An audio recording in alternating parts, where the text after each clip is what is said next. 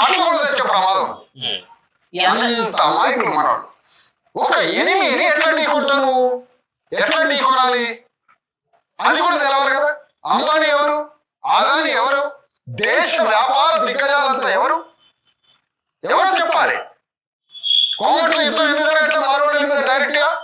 వ్యాపారం లేని, చిన్న బిజినెస్ లేని, ఒక్క 10 రూపాయలు 15 రూపాయలు కూడా వ్యాపారం పెట్టలేని ఎస్సీ బీసీ దళితులు రోడ్ల మీదకి రావాలా? వ్యాపారం ఇమీడియట్ గా ట్రాన్స్ఫర్ ఎవరికి అవుతుంది? రేట్లకు అవుతుంది, వేలకు అవుతుంది, కోట్లకు అవుతుంది. మార్వాడి వెళ్ళిపోతే ఆ వ్యాపారం ఎవరికి ట్రాన్స్ఫర్ అవుతుంది? ఇమీడియట్ గా రేట్లకో వెలవలకో కోట్లకో ట్రాన్స్ఫర్ అయింది. రూపాయలు సొక్క తిరిగిపోయిన ఒక దళితుడు రోడ్డు మీదకి వచ్చి మార్వాడి మీద కొట్లాడతాడా? మార్వాడి మీద కొట్లాడటం కాదు కదా, గవర్నమెంట్ నుంచి కదా, ప్రభుత్వం కదా చర్యలు తీసుకోవాల్సింది.